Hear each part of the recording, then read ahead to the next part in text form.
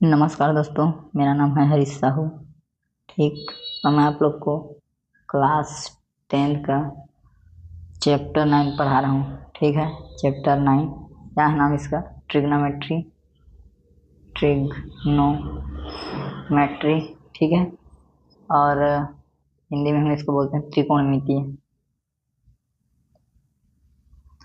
त्रिकोणमिति का हम लोग उदाहरण क्रमांक 3 को हल करेंगे। तो चलिए क्या बोलते हैं, देखिए। सिद्ध कीजिए कि cos a upon 1 minus tan A धन sine A 1 upon 1 minus cot A बराबर sine A plus cos A. ठीक है, ये सिद्ध करना है। तो चलिए हम यहाँ पे लिखेंगे पहले हल के बाद आप लिखिए कि लेफ्ट हैंड साइड। ठीक है, लेफ्ट हैंड साइड को लेके चलेंगे। तो लेफ्ट हैंड साइड में हमारा cos a plus 1 minus tan A, फिर यहाँ पे आ रहा साइन ए, फिर 1 माइनस कॉट ए। ठीक है, यही है। अब हम यहाँ पर जो फार्मूला होता है उसे हम थोड़ा अप्लाई करेंगे कि जो टेन थीटा होता है उसके बराबर होता है साइन थीटा बटे कॉस थीटा, और जो कॉट थीटा है उसके बराबर होता है कॉस थीटा बटे साइन थीटा। ठीक है, तो इन दोनों मानों को लिखेंगे हम। यहाँ पे लिखेंगे कॉस ए, टेन थीटा का मान लिखाएगा यहाँ, तो 1 माइनस साइन ए बटे कॉस ए। ठीक है, और यहाँ पर साइन ए, और यहाँ 1 माइनस कॉस ए बटे साइन ए। इस प्रकार से इसके बाद इनका गुणा कर देंगे तो ये इसी प्रकार से लिखाएगा। यहाँ पे हम बताएंगे कि ये कैसे आया। ठीक है, तो यहाँ पे चूँकि टेन ए बराबर साइन ए बटे कॉस से होता है और कॉट ए बराबर होगा कॉस ए बटे साइन ए। ठीक है, इस प्रकार से होता है। और आगे बढ़ते हैं, तो आगे हल करेंगे इसको। तो कॉस ए, इसका तिर्यक गुणा करेंगे तो एक के साथ इसका गुणा होगा, तो ये हो जाएगा कॉस ए, फिर माइनस साइन ए, फिर नीचे में कॉस ए।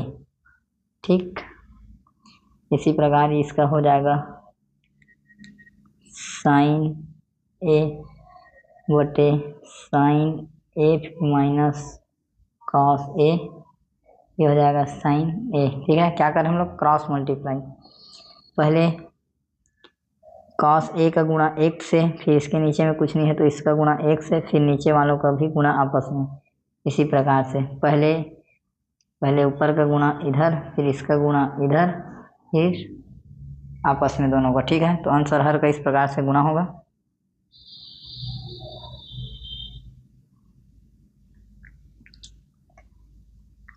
अब देखिए, अब क्या लिखेंगे यहाँ पर।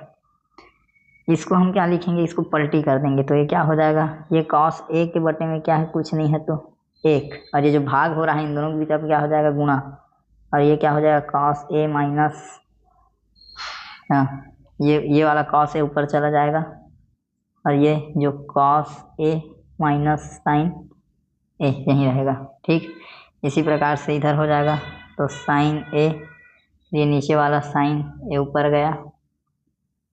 ठीक है, और साइन ए के में गुणा, और यहाँ पे इसके नीचे में फिर ये हो जाएगा sign A minus cos A. ठीक है, अब देखिए ये क्या हो जाएगा, कॉस स्क्वायर ए बटे कॉस ए माइनस साइन ए, फिर ये क्या है साइन स्क्वायर ए, फिर ये क्या है sign A minus cos A minus cos A. ठीक है, अब देखिए कि ये जो धन चिन्ह है इसका हम ऋण बनाएंगे।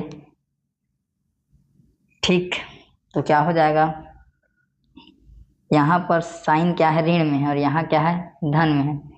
ठीक है, और यहाँ क्या है, कॉस धन में है और यहाँ क्या है, ऋण में है। तो क्या हो जाएगा, ये ऋण साइन ए हो जाएगा यदि हम इसको बाहर में लिखेंगे तो, और ये क्या हो जाएगा धन कॉस ए। तो इसको इस प्रकार से लिखेंगे कॉस ए ऋण साइन ए। ठीक है, जब चिन्ह बदलेगा तो चिन्ह को बदल के लिखते हैं। तो ये हो गया कॉस स्क्वायर ए, फिर कॉस ए माइनस साइन ए, इसको ऋण करेंगे तो साइन स्क्वायर ए, जिसे हम इस प्रकार से लिख सकते हैं ऋण साइन ए, क्योंकि ये धन हो जाएगा, फिर ये धन कॉस ए, ये जब गुणा होगा तो ये ऋण हो जाएगा। उसके बाद आप इसे ऐसे भी लिख सकते हैं कि कॉस स्क्वायर ए बटे कॉस ए माइनस साइन ए, फिर माइनस साइन स्क्वायर ए, फिर ये कॉस ए माइनस साइन ए। ठीक है, तो आप देख सकते हैं कि जो हर है वो दोनों में बराबर है। ठीक है, दोनों का हर बराबर हो गया, इसलिए आप उसको एक बार लिखेंगे। तो इसे लिखेंगे कि कॉस स्क्वायर ए माइनस साइन स्क्वायर ए, फिर upon cos A minus sign